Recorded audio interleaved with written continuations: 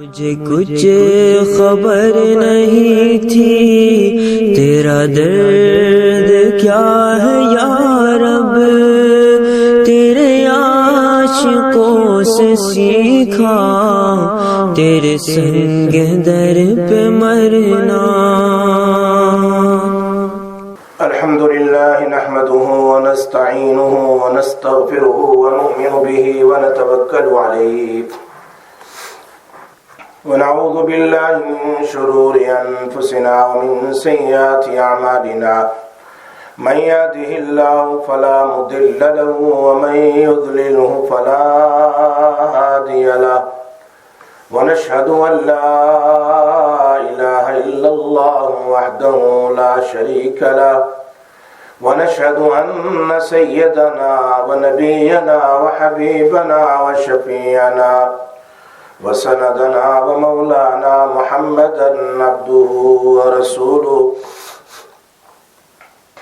اما بعد،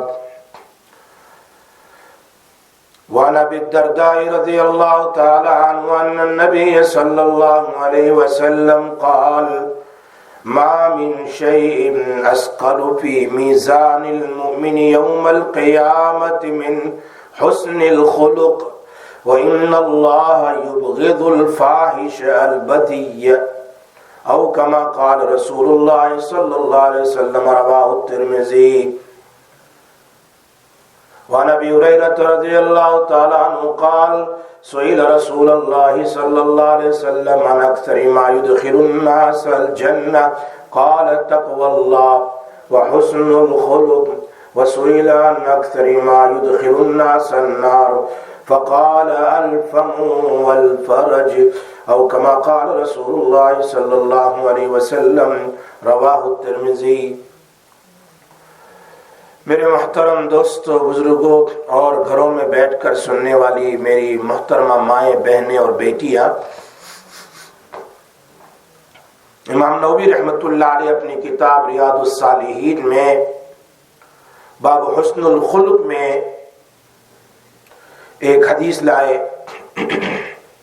حدیث بیان فرمائی۔ حدیث کا ترجمہ پہلے سن لیں۔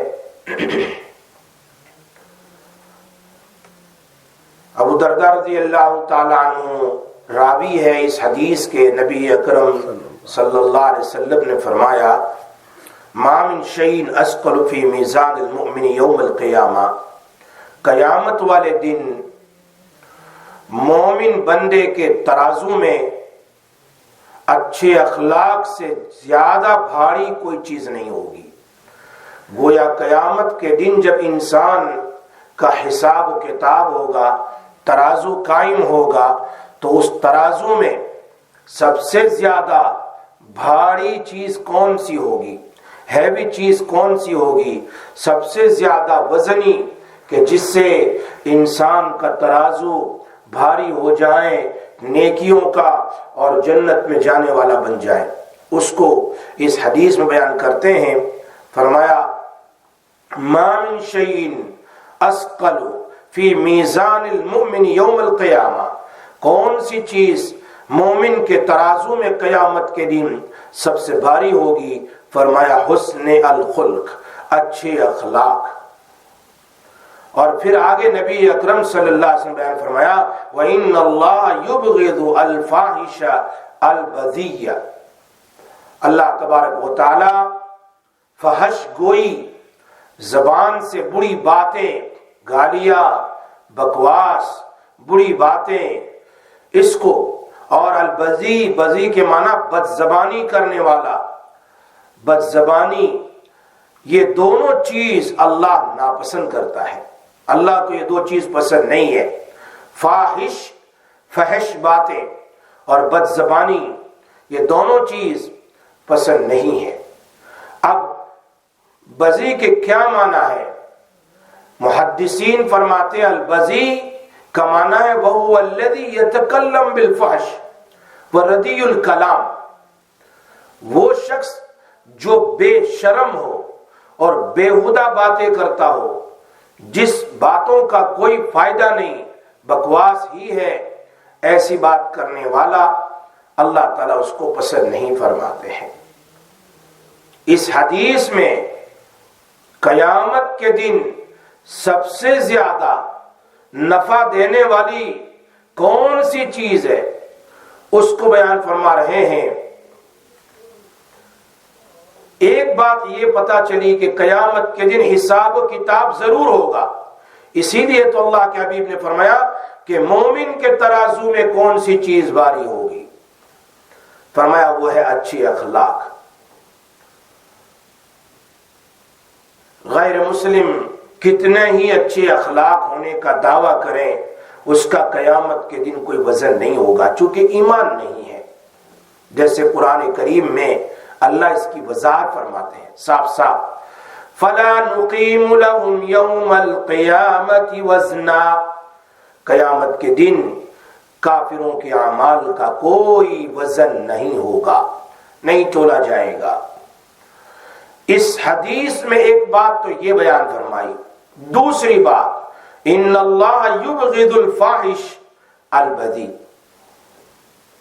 علامہ نووی رحمت اللہ علیہ نے اس کا ترجمہ کیا ہے کہ بذی کے معنی بے شرم، بے حیا، بےہودہ باتیں، لیکن شیخ عبدالحق محدث دہلوی رحمت اللہ علیہ نے اس کا ترجمہ جو بیان کیا ہے وہ بےہودہ کلام، ایسا کلام جس کا نہ کوئی دنیا کا فائدہ نہ آخرت کا فائدہ۔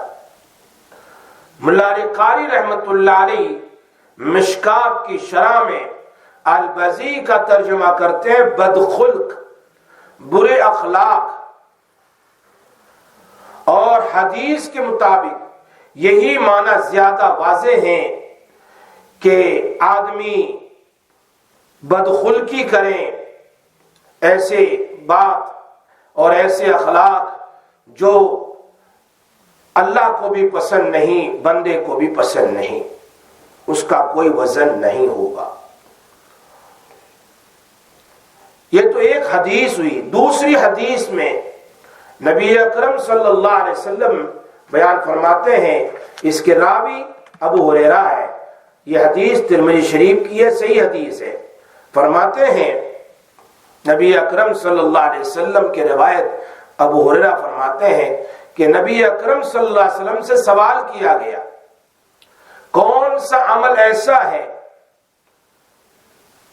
اللہ جزائے خیر دے ہمارے صحابہ کرام کو جنہوں نے سوال کیا، اگر وہ سوال نہ کرتے تو ہمیں پتہ ہی نہ چلتا کہ کون سا عمل اچھا ہے جس کی وجہ سے انسان زیادہ جنت میں جانے والے ہیں۔ نبی اکرم صلی اللہ علیہ وسلم سے سوال کیا کہ کون سا عمل ایسا ہے جس سے لوگ بہت زیادہ جنت میں داخل ہوں گے، بہترین سوال ہے۔ نبی اکرم صلی اللہ علیہ وسلم نے فرمایا دو چیزیں، اللہ کا ڈر، خوف خدا، جب بھی کوئی گناہ کی بات آ جائے اللہ سے ڈریں، اور حقوق اللہ، حقوق العباد کی پابندی کریں، اور نمبر دو اچھے اخلاق، اللہ کا ڈر اور اچھے اخلاق۔ قرآن کریم میں وَأَمَّا مَنْ خَافَ مَقَامَ رَبِّهِ وَنَهَى النَّفْسَ عَنِ الْهَوَى فَإِنَّ الْجَنَّةَ هِيَ الْمَأْوَى۔ قرآن میں اللہ نے کہا کہ جو آدمی اللہ سے ڈرتا رہے تو ظاہری بات ہے اس کے اخلاق بھی اچھے ہوں گے، وہ حقوق اللہ میں بھی ڈرے گا، بندوں کے حقوق ادا کرنے میں بھی ڈرے گا، تو وہ یقیناً جنت میں جانے والا ہے۔ صحابہ نے پوچھا کون سی چیز انسان کو سب سے زیادہ جہنم میں لے جانے والی ہے؟ فرمایا دو چیز، وہ کیا ہے؟ الفم والفرج، انسان کی زبان اور انسان کی شرمگاہ، یہ دو چیز، ایک تو بد زبانی، زبان سے جو آیا بول دیا، اور زنا، یہ دو چیز انسان کو جہنم میں کثرت سے لے جائے گی۔ اور نبی اکرم صلی اللہ علیہ وسلم نے فرمایا جو مجھ سے گارنٹی لے ان دونوں چیز کی حفاظت کی، زبان کی اور شرمگاہ کی، میں جنت کی ضمانت محمد صلی اللہ علیہ وسلم اس بندے کے لیے لیتے ہیں۔ کتنی زبردست بات ہے۔ منہ کے ذریعے بڑے حرام کام کا ارتکاب کریں، غیبت ہے، بہتان ہے، اکیوز ہے، اور گالم گلوچ ہے، بدگوئی ہے، اور شرمگاہ سے بدکاری ہے، یہ جہنم میں جائیں گے۔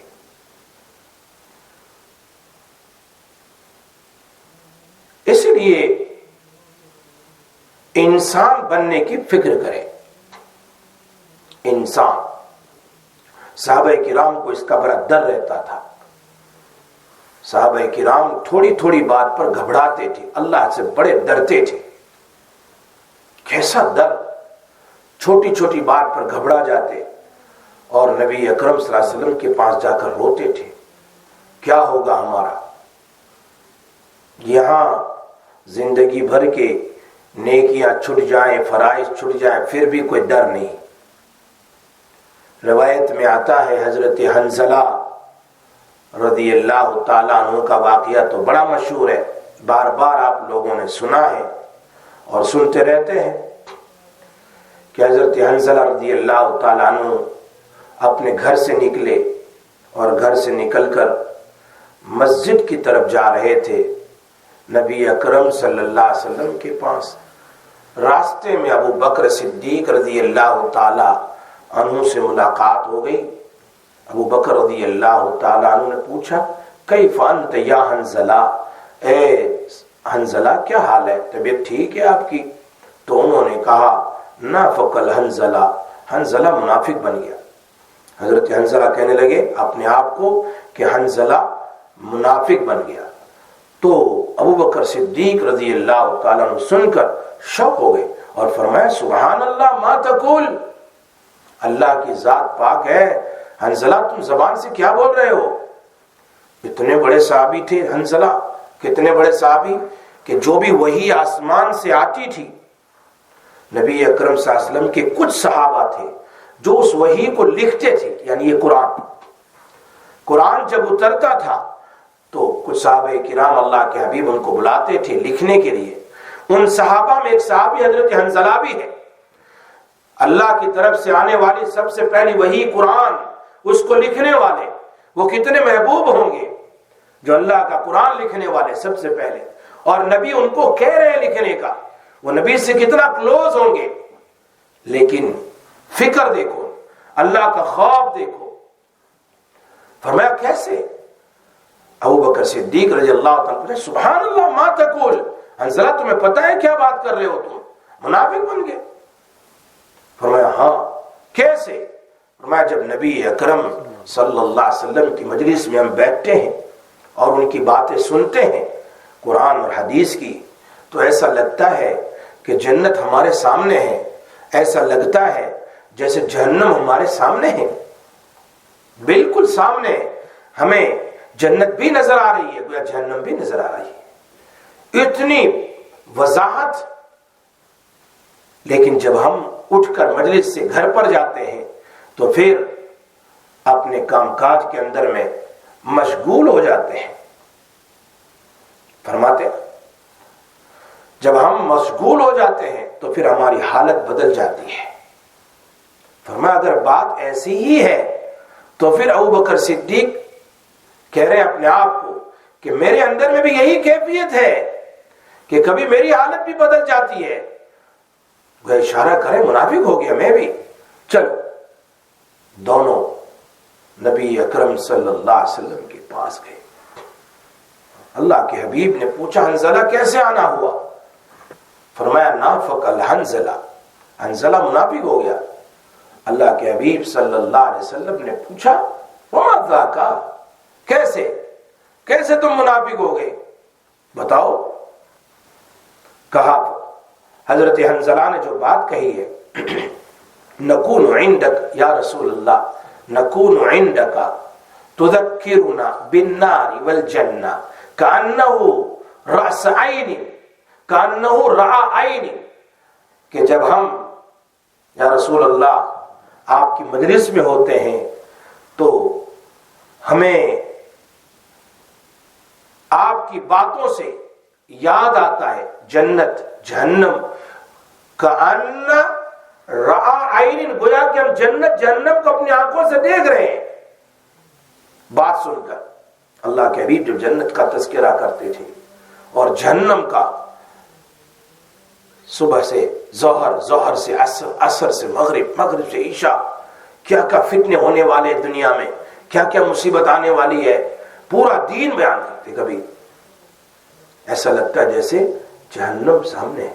کبھی تو صحابہ فرماتے ہیں اللہ کے حبیب اس طریقے سے بیان فرماتے تھے گویا کہ آپ کی آخری نصیحت ہے، وصیت ہے، اور آپ دنیا سے تشریف لے جانے والے ہیں، اور ہماری آنکھوں سے آنسو ہوتے تھے۔ تذکرنا بالنار والجنہ کأن رأى عین، گویا کہ ہم آنکھوں سے دیکھ رہے ہیں۔ فَإِذَا خَرَجْنَا مِنْ عِنْدِكَ، جب مجلس ختم ہو جاتی ہے، ہم آپ کی مجلس سے چلے جاتے ہیں، آفسنا الازواج والاولاد والضیعات، جب ہم گھر جاتے ہیں بیوی کے ساتھ، بچوں کے ساتھ، اور کام کاج میں لگ جاتے ہیں، مشغول ہو جاتے ہیں، تو نسینا کثیرا، بہت ساری چیزیں ہم بھول جاتے ہیں۔ ایسا ہوتا ہے جب آدمی بیٹھتا ہے مجلس میں تو ایسا لگتا ہے کہ میں یہ بھی کر دوں، میں یہ بھی نماز پڑھ لوں، میں یہ بھی کر لوں، میں توبہ بھی کر لوں، میں فلاں کر لوں، میں فلاں کر لوں، آدمی ڈر جاتا ہے۔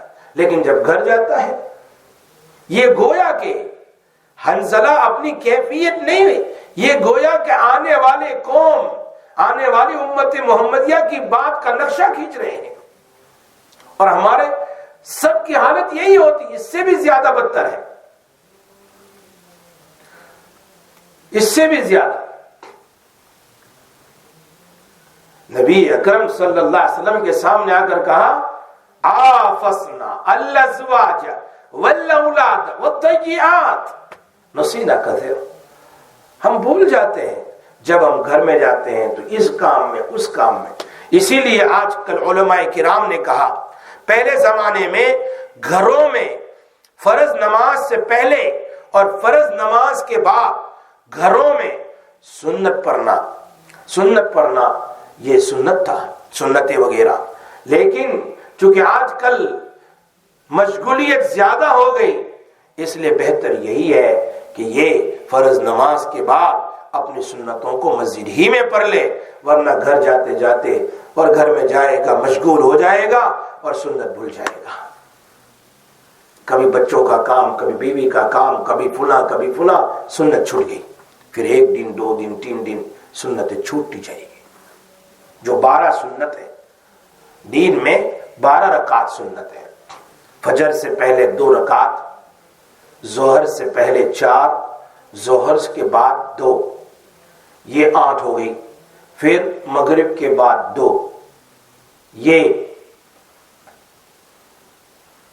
10 ہو گئی، پھر عشاء کے بعد 2، یہ 12 ہو گئی۔ نبی اکرم صلی اللہ علیہ وسلم فرمایا جو روزانہ ان 12 سنتیں مؤکدہ کا اہتمام کرے گا، اللہ روزانہ اس کے لیے جنت میں ایک محل تیار کرے گا، روزانہ ایک محل۔ اب 40 سال سے اس نے اگر سنت کی پابندی کی ہے تو اس کے کتنے محل تیار ہوئے ہوں گے، اندازہ نہیں لگا سکتا آدمی کی زندگی کبھی 50 سال 60 سال کی 50 years 60 years constantly he is reading his sunnat muakkada a day 12 rakats. How many houses, bungalows be built in Jannah for him? Subhanallah. تو یہ گھر میں جاتا ہے آدمی، بزی ہو جاتا ہے، اور پھر وہ کیفیت ختم ہو جاتی ہے جو دل میں پیدا ہوتی ہے، جو دماغ میں ہوتی ہے کہ میں یہ بھی نیکی کا کام کر لوں، وہ بھی کر لوں، وہ بھی کر لوں، لیکن بعد میں وہ ختم ہو جاتی ہے۔ تو ان کا بھی یہی حالت، انہوں نے کہہ دیا اللہ کے حبیب میں تو منافق ہو گیا، کتنی فکر ہے، کتنا ڈر ہے، اور ہے صحابی رضی اللہ عنہم، اور وہ بھی کاتب وحی ہے، لکھنے والے وحی۔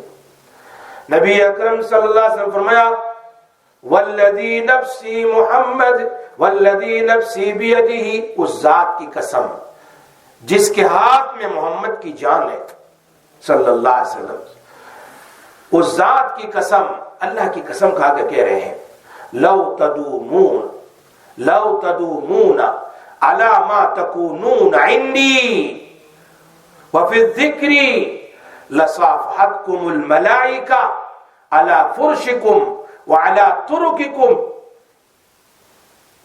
اگر حالت یہی رہے تیری، جیسے تم میری مجلس میں بیٹھتے ہو تو تمہاری حالت ایسی ہے جیسے جنت نظر آتا ہے، جہنم، نیکیاں کرنے کا شوق ہے، آگے بڑھنے کا شوق ہے، اگر یہی حالت تمہاری مجلس کے بغیر باہر جا کر گھر میں بھی رہے، ہر وقت تمہاری حالت یہی رہے، تو اللہ کے حبیب فرماتے ہیں اس ذات کی قسم جس کے قبضے میں میری جان ہے، اگر تمہاری حالت یہی رہے تو پھر فرشتے ہر وقت تمہارے بستروں پر اور راستے میں تم سے ملاقات کریں،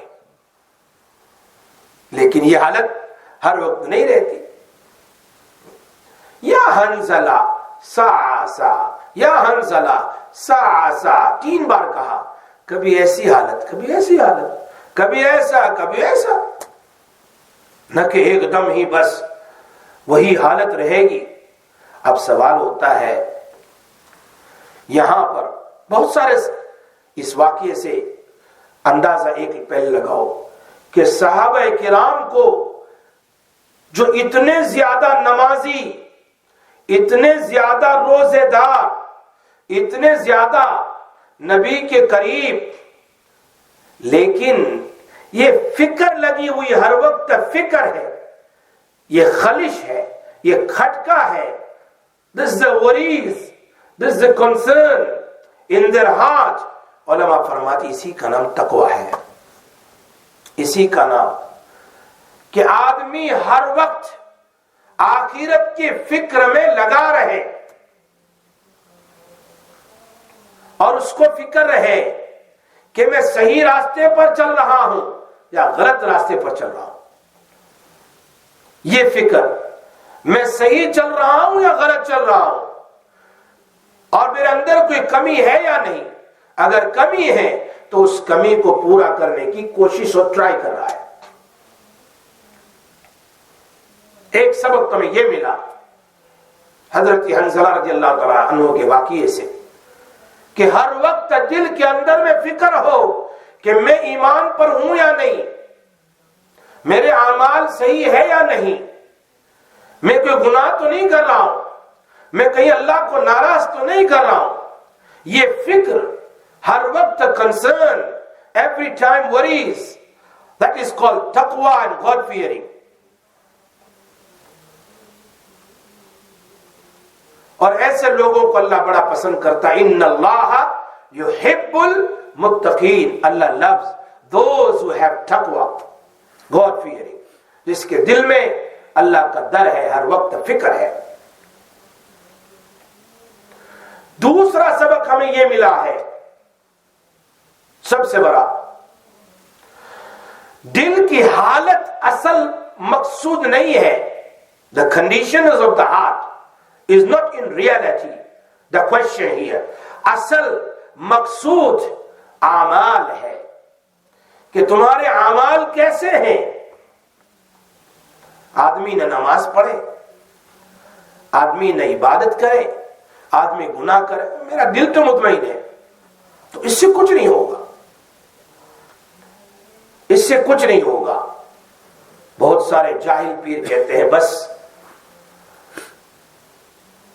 ان لوگوں کی یہی ہے کہ کہیں دل کی کیفیت، اصل چیز اعمال صالحہ، کہ میری زندگی سنت رسول صلی اللہ علیہ وسلم کے مطابق ہے یا نہیں، اصل یہ ہے۔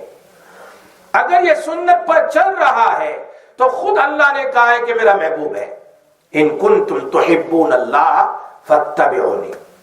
کیا ملے گا؟ اللہ تمہیں محبوب بنا لے گا، اللہ is going to make you beloved to him، اور پھر کیا ہوگا؟ اللہ will forgive you۔ تو مغفرت بھی ہے، جنت بھی ہے، محبوب بھی ہے۔ خود نبی صلی اللہ علیہ وسلم نے فرمایا کہ جو میری سنت پر چلے گا وہ مجھ سے محبت کرنے والا ہے، اور جو مجھ سے محبت کرنے والا ہے وہ قیامت کے دن میرے ساتھ جنت میں جائے گا۔ من احب سنتی فقد احبنی ومن احبنی کان معی فی الجنہ، یہ تو حدیث ہے، نبی اکرم صلی اللہ علیہ وسلم نے فرمایا ہے۔ دوسرا لیسن ہمیں یہ ملتا ہے، اصل حالت تم اپنے اعمال کو دیکھو کہ میں صحیح اعمال کر رہا ہوں یا نہیں کر رہا ہوں، سنت کے مطابق میری زندگی ہے یا نہیں۔ یہ اصل چیز ہے۔ نمبر 3، حضرت جی مولانا یعقوب صاحب نانوتوی رحمت اللہ علیہ بڑی اچھی بات بیان فرماتے ہیں۔ فرمایا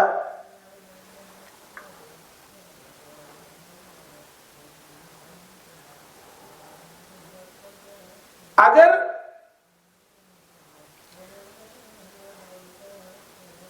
یہی حالت ابو بکر صدیق کی تھی کہ وہ اپنے آپ کو منافق کہہ رہے ہیں،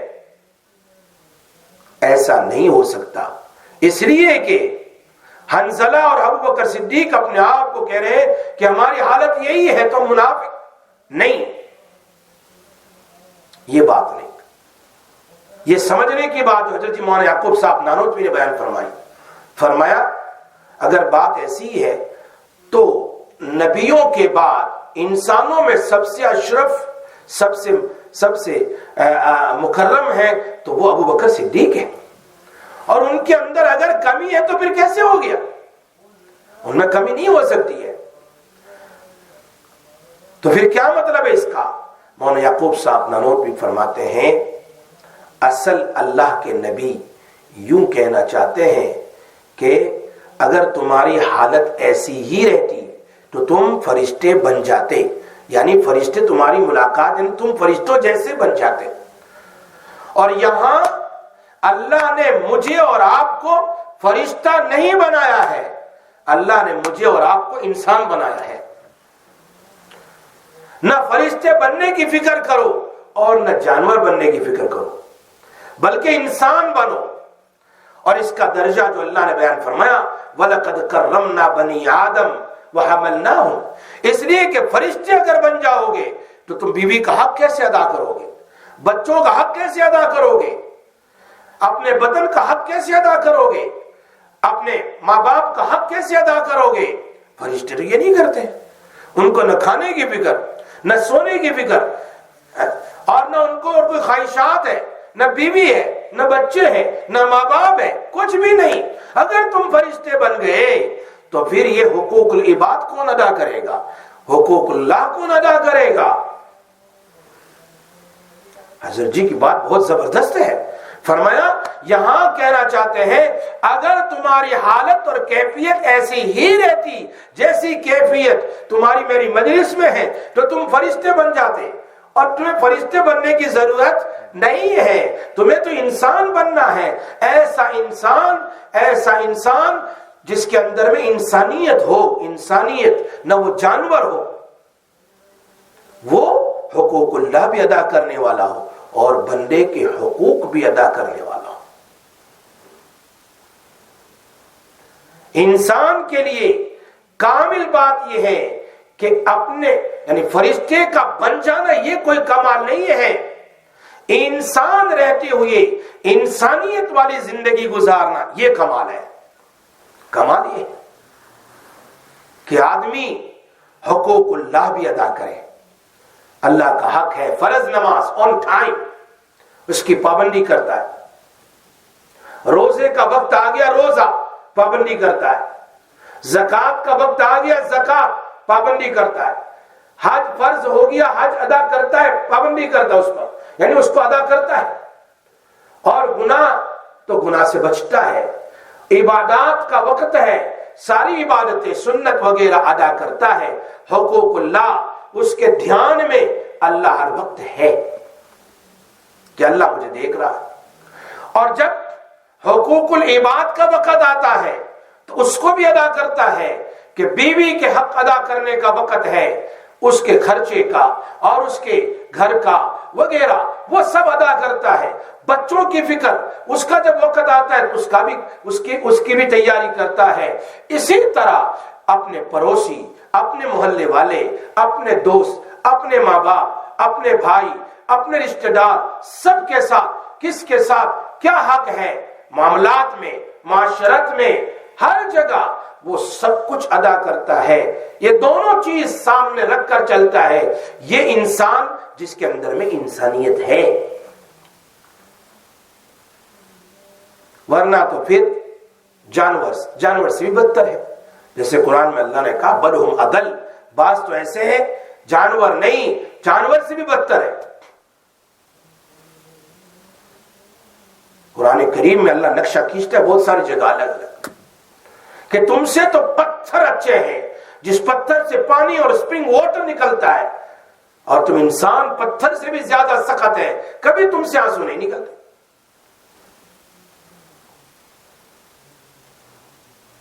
تو حضرت مولانا یعقوب صاحب نانوتوی رحمت اللہ علیہ بیان فرماتے ہیں کہ نبی اکرم صلی اللہ علیہ وسلم اشارہ اس بات کی طرف کرنا چاہتے ہیں کہ اگر تمہاری حالت اور کیفیت یہی رہتی جو میرے سامنے ہے کہ جنت بھی جہنم بھی نظر آتا ہے تو فرشتے بن جاتے تم.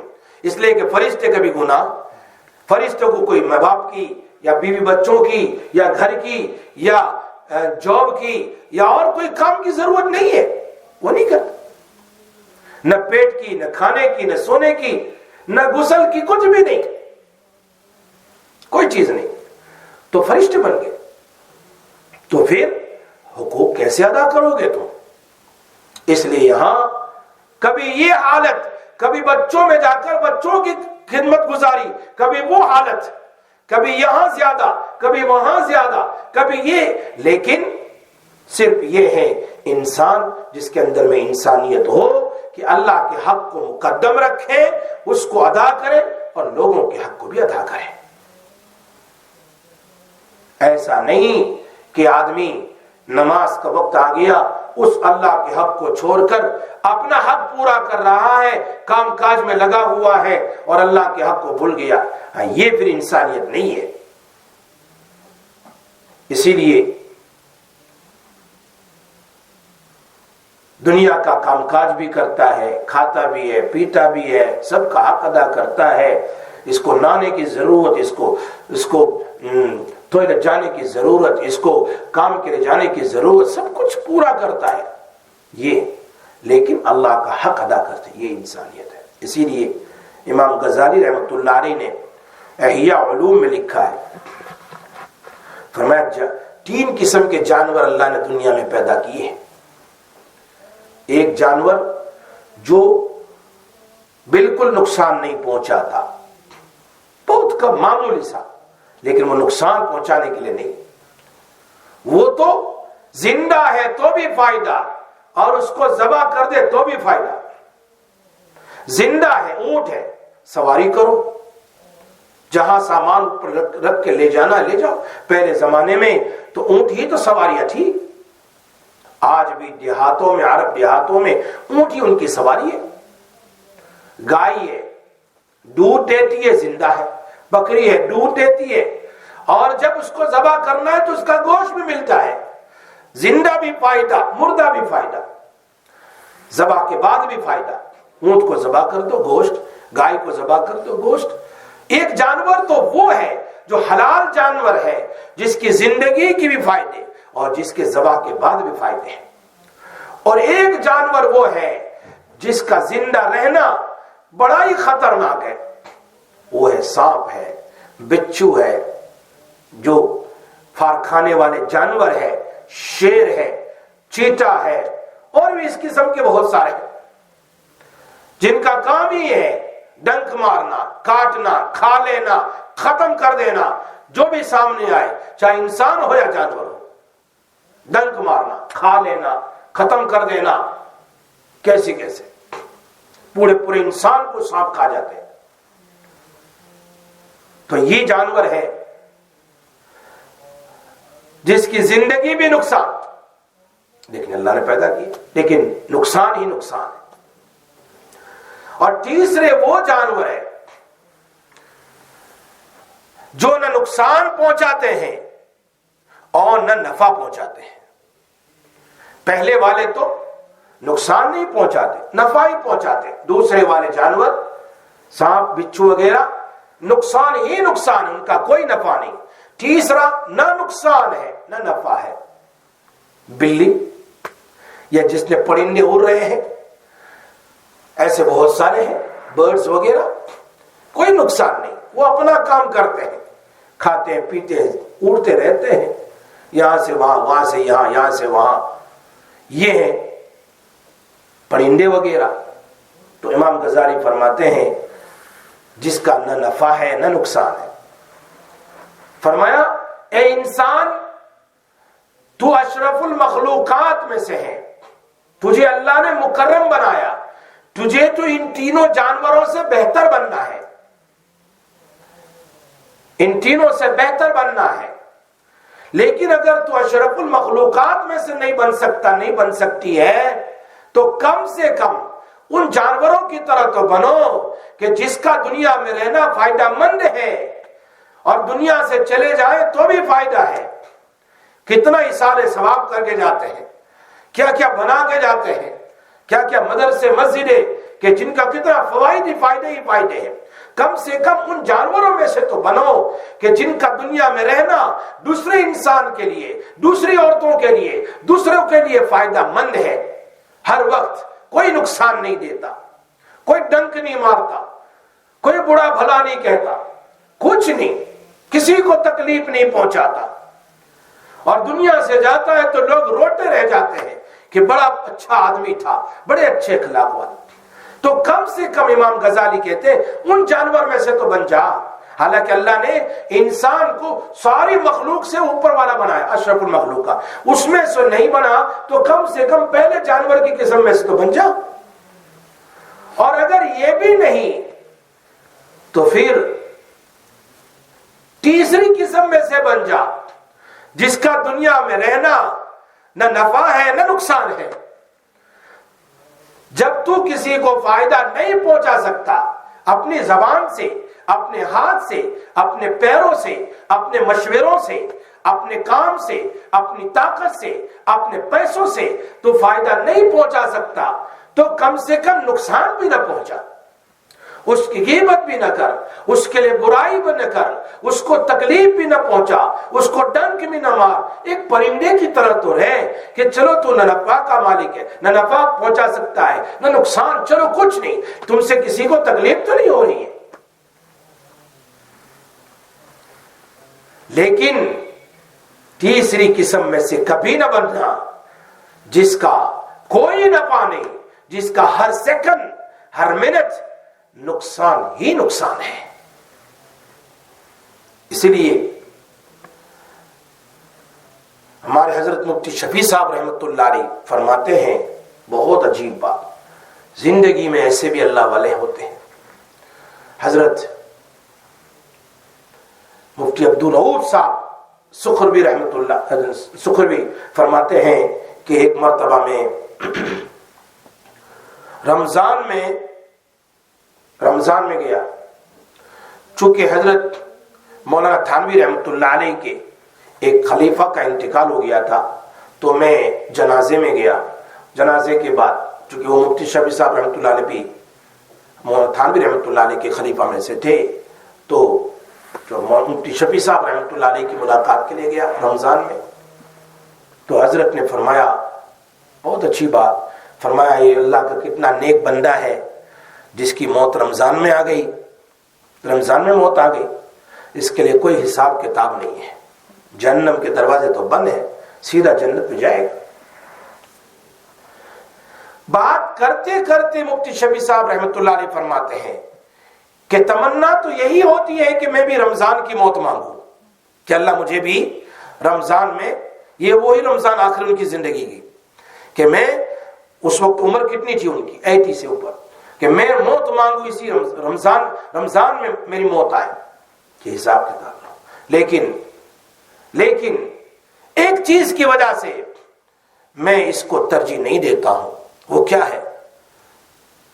وہ کہ رمضان میں اگر میری موت آئی تو لوگ روزے کے ساتھ آئیں گے جنازے میں، ان کو تکلیف ہوگی، آنا جانا، طلبہ آئیں گے، میرے متعلقین آئیں گے، میرے رشتہ داروں کو تکلیف ہوگی، روزے کے ساتھ کبھی افطاری میں پھر پہنچنا ہے، کبھی سحری کا مسئلہ ہوتا ہے، کبھی کیا پھر روزے کے ساتھ تھک جائیں گے، گرمی ہے۔ تو میں نہیں چاہتا ہوں کہ میری وجہ سے کہ میں رمضان کی موت ہو اور سب کو تکلیف ہو، میں اس کو نہیں چاہتا ہوں۔ اب امید اندازہ کیجئے کہ انہوں نے کس کو ستایا ہوگا جو خود اپنے لیے نہیں چاہتے ہیں۔ اور پھر اس کے بعد رمضان ختم ہوئی، شوال شروع ہوئی، 10 شوال کو حضرت کی موت ہوئی۔ ایسے بھی لوگ ہوتے ہیں جو اس عمر میں بھی 3,000 مرتبہ درود شریف پڑھنے والے ہیں، اس عمر میں بھی۔ اسی لیے مولانا روم رحمۃ اللہ علیہ فرماتے ہیں، انسان بنو، انسان بنو، مرد اور عورتیں انسان بنو، جانور نہ بنو۔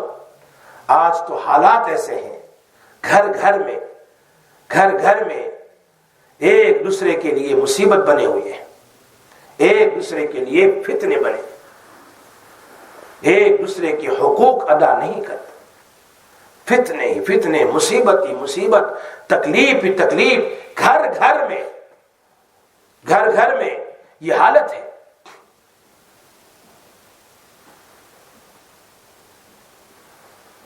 اور یہی حالت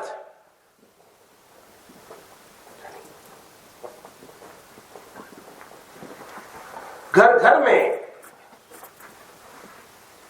یہی حالت ہے۔ اللہ تعالی حفاظت فرمائے۔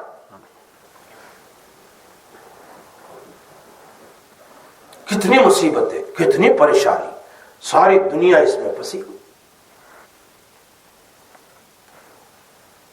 ایک دوسرے کی ٹانگ کھینچنے کے لیے اندر لگے ہوئے ہیں، کسی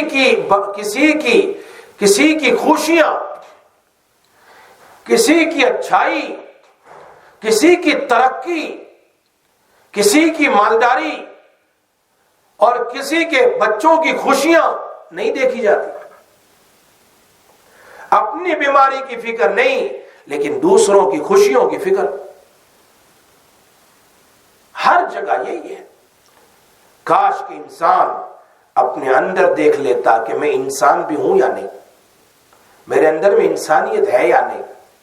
اسی لیے مولانا روم رحمۃ اللہ علیہ نے ایک بہت اچھی بات لکھی ہے مثنوی میں، فرمایا گرمی کا زمانہ ہے، دوپہر میں 12 بجے ہیں، بازار بھرا پڑا ہے، لوگ خرید و فروخت کر رہے ہیں، دکانیں بزی ہیں اور بازار میں پبلک ہی پبلک ہے، کندھوں سے کندھوں ٹکرا رہے ہیں اور مخلوق گویا بازار سے بھری ہوئی ہے۔ اس میں نے ایک آدمی کو دیکھا، ہاتھ میں چراغ ہے، دوپہر کی گرمی ہے، سورج کی گرمی ہے، روشنی پھیلی ہوئی ہے اور یہ اپنے چراغ جلا کر کچھ تلاش کر رہا ہے۔ پوچھا بھائی کیا کر رہے ہو؟ اتنی روشنی ہے، سب کچھ نظر آتا ہے، بازار بھرا پڑا ہے۔ کہا میں انسان تلاش کر رہا ہوں، کہا میں انسان تلاش کر رہا ہوں۔ اللہ اکبر۔ اس نے کہا کچھ تمہاری عقل بھی ٹھیک ہے، اتنے انسانوں سے بازار بھری پڑی ہے، یہ ساری مارکیٹیں بھری پڑی ہے، دکان بزی ہے، لوگ خرید رہے ہیں، لوگ بیچ رہے ہیں، تیرے پاس سے لوگ جا رہے ہیں، تو کہہ رہے انسان تلاش کرو، یہ انسان نہیں ہے۔ تو اس نے جواب دیا یہ انسان کی شکل میں لوگ ہیں، انسان نہیں، انسان کی شکل ہے بس۔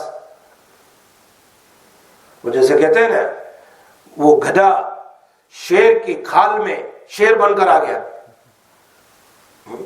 ایسی آدمی، یہ انسان کی شکل ہے، حقیقت میں انسان نہیں ہے یہ لوگ۔ مولانا روم نے اس واقعے کو نقل کیا، حقیقت میں انسان نہیں۔ میں تلاش کرتا ہوں اس انسان کو جو انسان ہو اور اس کے اندر میں انسانیت بھی ہو، یعنی اچھے اخلاق ہو. پھر مولانا روم نے بڑی اچھی مثال دی. پر میں وہ کیسے؟ کہا مثال دیکھو، عود کی لکڑی ہو اور عود کی لکڑی میں خوشبو ہوتی ہے، تھوڑا سا جلاؤ خوشبو پھیل جاتی ہے.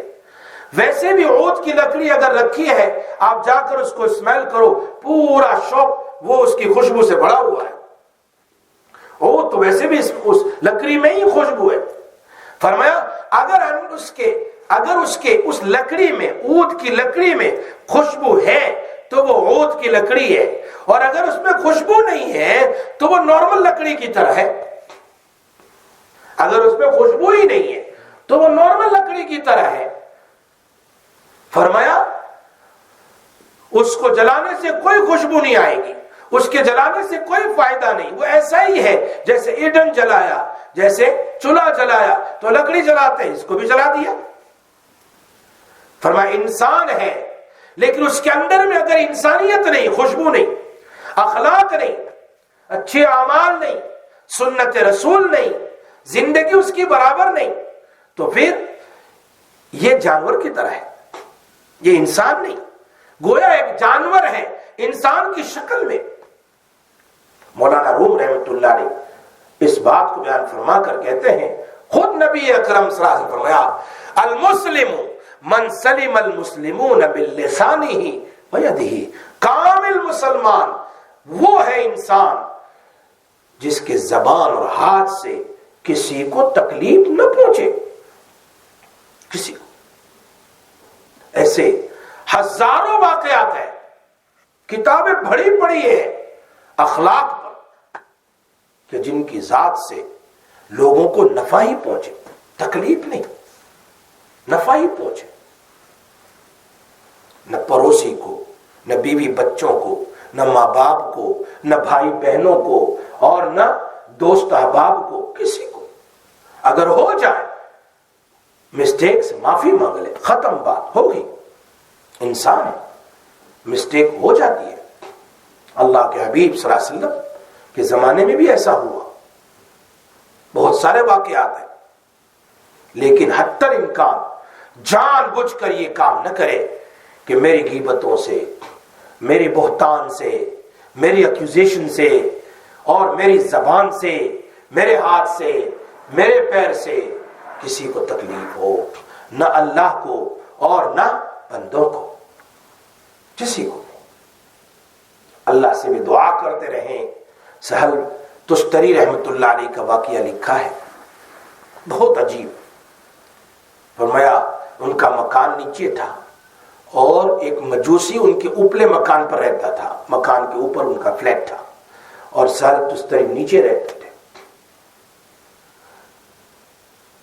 اوپر والے باتھ روم سے سوراخ ہو گیا تھا اور پیشاب وغیرہ ناپاکی نیچے گرتی رہتی تھی حضرت کے کمرے میں، حضرت کے گھر میں. سہل تستری فرماتے ہیں میں نے ایک برتن وہاں رکھ دیا تھا، کبھی میں نے پڑوسی کو جا کر نہیں کہا. کیسے لوگ ہوں گے وہ.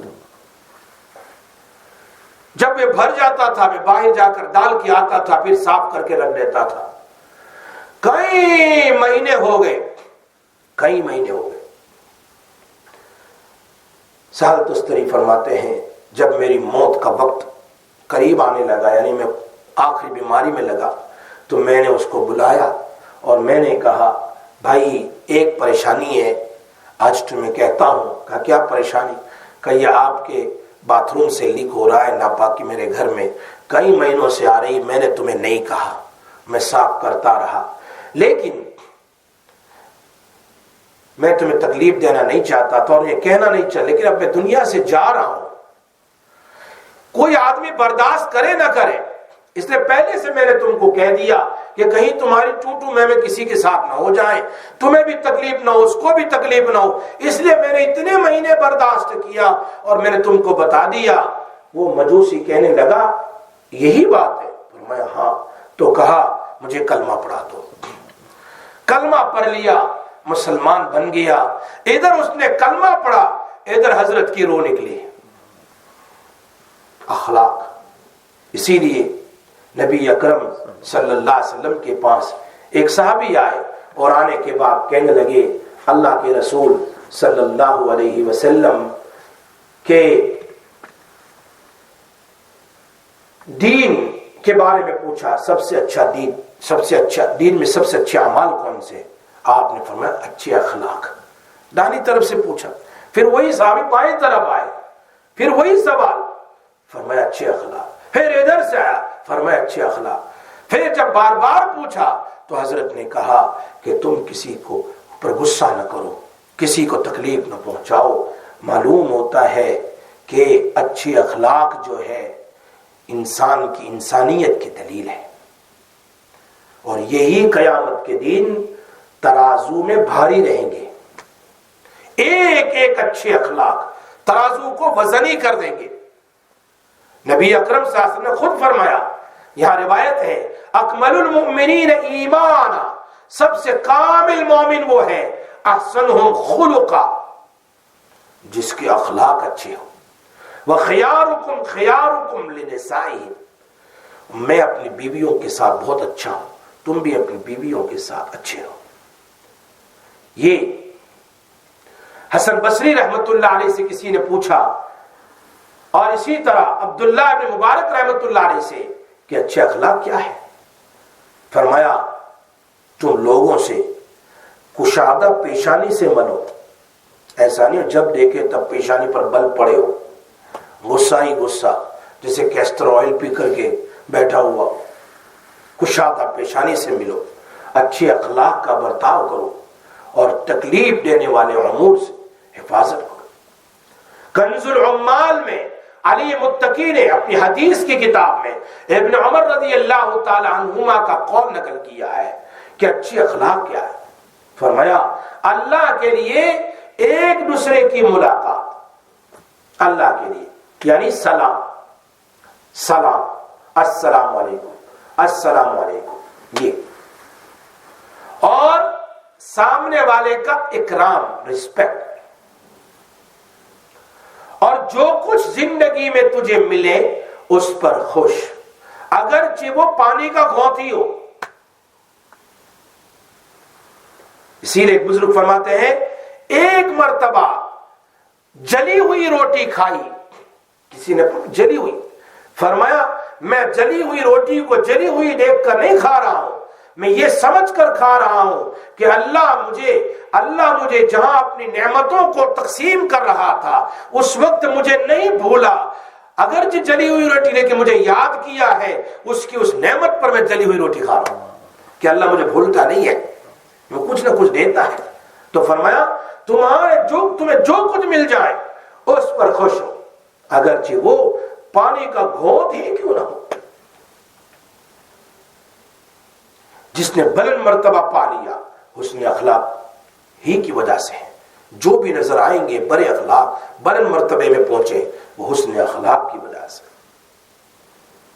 اس لیے نبی اکرم صلی اللہ علیہ وسلم کی بہت ساری حدیث ہے، آخری حدیث بہت زبردست، 2 حدیث سنا دیتا ہوں۔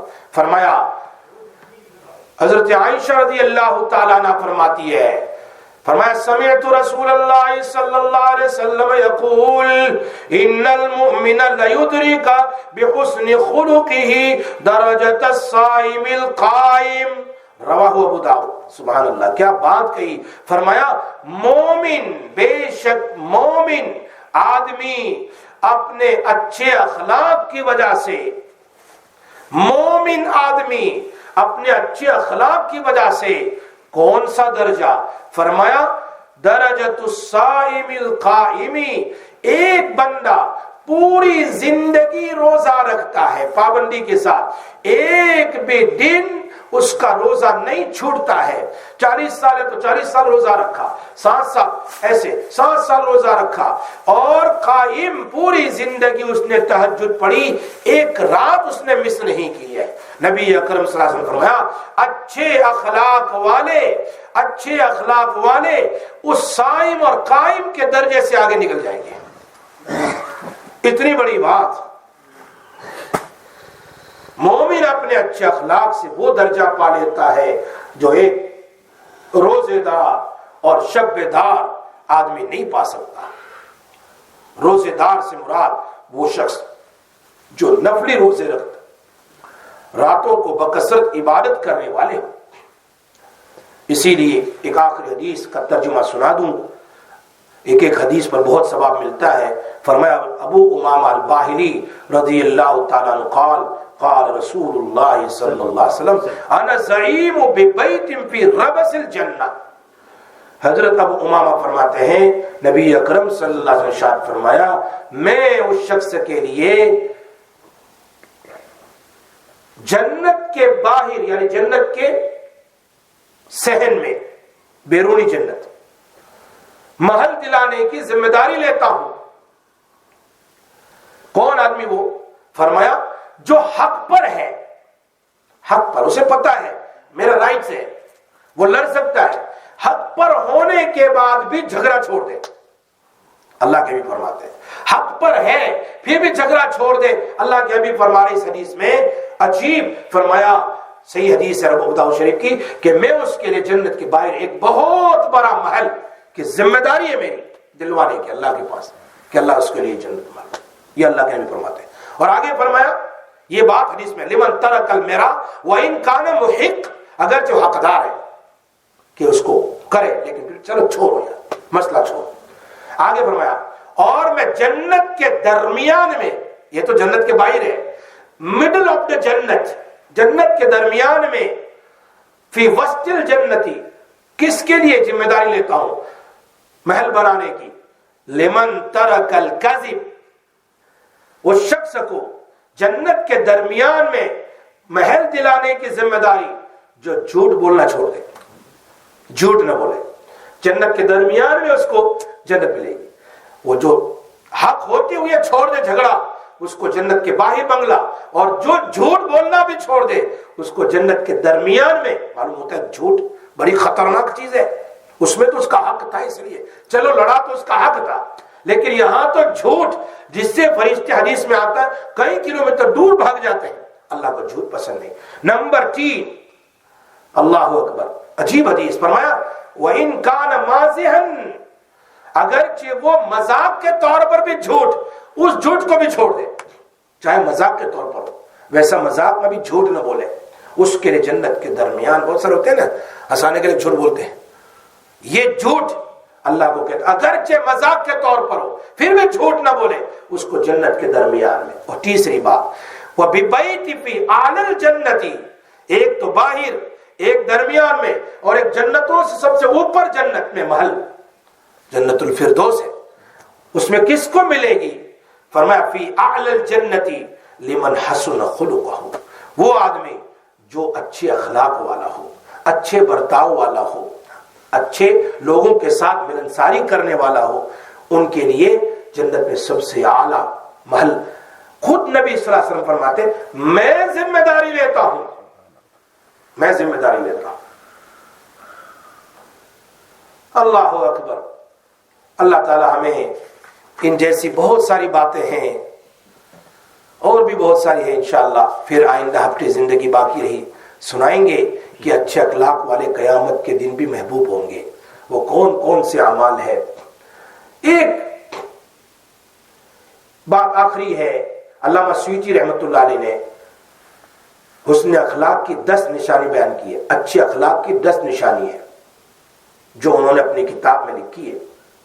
ایک تو یہ ہے جھگڑا کم سے کم کرے گا، نشانی اچھے اخلاق کی، زیادہ جھگڑالو نہیں ہے، باتوں باتوں پر بس اتر پڑتا ہے گالیاں اور یہ جھگڑا کم۔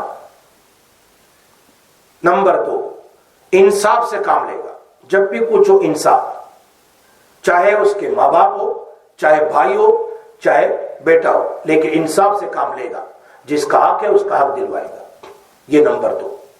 اور نمبر 3، لوگوں کی غلطیوں کی طرف نہیں دیکھے گا، یہ ایسا یہ ایسا یہ ایسا یہ ایسا ہے، اپنی غلطی میں کیسا ہوں، لوگوں کی غلطیوں کی طرف نہیں دیکھے گا، اچھے اخلاق کی تیسری نشانی ہے۔ چوتھی، برائی میں اچھائی کا پہلو طلب کرے گا۔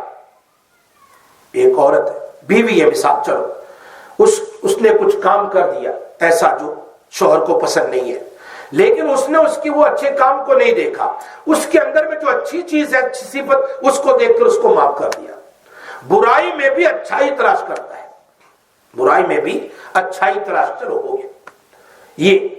اور نمبر 5 معذرت کا طالب، کچھ ہو جائے معافی بھائی، کچھ ہو جائے معافی، معافی ہر وقت معذرت۔ نمبر 6 وہ لوگوں کی تکلیف کو برداشت کرے گا، کوئی تکلیف دے، چلو یار اللہ بہت بڑا ہے، اللہ معاف کرے۔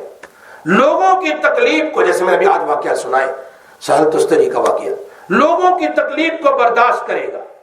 نمبر 7 ہر وقت اپنے نفس کو ملامت کرے گا۔ نفس کہتا ہے نہیں سونا ہے، نماز نہیں پڑھنا ہے، تو نفس کو ملامت نہیں، چل نماز پڑھ، نفس کو وہ صحیح روپ پر لگائے گا، ملامت کرے گا۔ نمبر 8 ہر وقت اپنے عیوب کو تلاش کرے گا، میرے اندر میں کون سا عیب ہے، کون سی خامی ہے، کون سا نقصان ہے۔ نمبر 9 ہر چھوٹے بڑے سے اچھے اخلاق سے ہنستے ہوئے ملنساری کھنڈا پیشانی کے ساتھ ملے گا۔ نمبر 10 ہر ایک سے نرمی سے بات کرے گا، نرمی سے۔ یہ 10 صفات ہے جو جلال الدین سیوطی رحمۃ اللہ علیہ نے اپنی کتاب میں نقل کیے ہیں۔ بہت سارے ایسے ہیں، اللہ کرے ہمارے اندر اچھے اخلاق پیدا ہو، اور ان میں سے اکثر چیزیں ہمارے اندر پیدا ہونی چاہیے۔ الحمدللہ ثم الحمدللہ ہم نے آج بھی اخلاق پر بات کی ہے، زندگی باقی رہی۔ غالباً 21 جولائی کو شاید غالباً یا تقریباً پہلا چاند ہوگا ذی الحجہ کا، انشاءاللہ منگل کے دن وہ پتہ چلے گا چاند کے حساب سے کہ وہ منگل ہے یا بدھ ہے، کب سے اگر روزہ رکھنا ہے، یا چونکہ وہ انشاءاللہ اس دن وہ دن جو ہے وہ اس کی راتیں جو ہے وہ لیلۃ القدر کے برابر ہے، پہلی 10 راتیں جو ہے، تو انشاءاللہ آئندہ ہفتے زندگی باقی رہی تو ہم کچھ قربانی اور اسی طرح عشر ذی الحجہ جو ذی الحجہ کے 10 دن ہیں اس کی فضیلتوں پر بات بیان کریں گے۔ اللہ تعالیٰ مجھے اور آپ کو ہم سب کو عمل کی توفیق عطا فرمائے۔ اللہم لک الحمد کما انت اہل وصلی علی سیدنا محمد کما انت اہل وفعل بنا ما انت اہل فانک انت اہل التقوی والمغفرہ یا حنان یا منان یا بدیع السماوات والارض یا ذا الجلال والاکرام۔ یا اللہ ہمیں معاف فرما، یا اللہ ہم پر رحم فرما، یا اللہ ہم پر کرم فرما، یا اللہ ہمارے حسنات کو قبول فرما، یا اللہ ہمارے سیئات کو معاف فرما، اور سیئات اور گناہوں کو نیکیوں سے مبدل فرما، نیکیوں سے مبدل فرما، نیکیوں سے مبدل فرما۔ ہماری اعلیٰ اولاد کی مغفرت فرما، ہمارے اندر سے ہر قسم کی بیماریاں پریشانیاں ظاہری باطنی دور فرما۔ یا اللہ ہر بیماری سے ہماری حفاظت فرما، ہمارے اہل و عیال کی حفاظت فرما، اے اللہ ہمارے بھائی بہن کی حفاظت فرما، رشتہ داروں کی حفاظت فرما، اللہ ہماری اور اہل و عیال کی مغفرت فرما، بھائی بہنوں کی مغفرت فرما، اے اللہ رشتہ داروں کی مغفرت فرما، دوست احباب متعلقین احسان کرنے والے اور محبت رکھنے والوں کی مغفرت فرما، پوری امت کی مغفرت فرما، پوری امت کی مغفرت فرما۔ یا اللہ یہ کرونا کی وبا ابھی ہندوستان میں اور دوسرے ملکوں میں بہت زیادہ ہو رہی ہے، اے اللہ پوری دنیا سے اس وبا کو ختم فرما۔ تو رحیم کریم ہے اللہ، رحم کر دے، رحم کر دے، کرم کر دے اللہ، پریشانیوں کو دور فرما۔ اللہ ہمارا امتحان نہ لے، اللہ امتحان نہ لے، اپنے رحم سے معاف فرما کر، اے اللہ معاف فرما کر اللہ العالمین ان بیماریوں کو ختم فرما۔ یا اللہ یا رحمان یا رحیم، جو بات اے اللہ ہر ویڈنسڈے کو کہی جاتی ہے اللہ مجھے اس پر عمل کی اور ساری امت کو عمل کی توفیق نصیب فرما۔ یا اللہ ویب سائٹ کے ذریعے سے پہنچانے والوں کی بھی مغفرت فرما، اور جو لوگ سن رہے ہیں اے اللہ ان کی بھی مغفرت فرما۔ مکسر کے ذریعے سے جہاں جہاں لوگ سن رہے ہیں اے اللہ اس حدیث کی برکتیں انہیں نصیب فرما، رحمتیں نصیب فرما۔ گھروں میں لوگ سن رہے ہیں اے اللہ اس حدیث کی برکتیں رحمتیں نصیب فرما۔ یا اللہ ہمارا بیٹھنا قبول فرما، حدیث کی مجلس میں بیٹھنا قبول فرما۔ اے اللہ ہمارے لیے یہ مجلس اللہ جنت کا باغ بنا دے، جنت کا باغ بنا دے، جہنم سے بچنے کا سامان بنا دے۔ وصلی اللہ تعالی علی خیر خلق سیدنا محمد وآلہ وسلم۔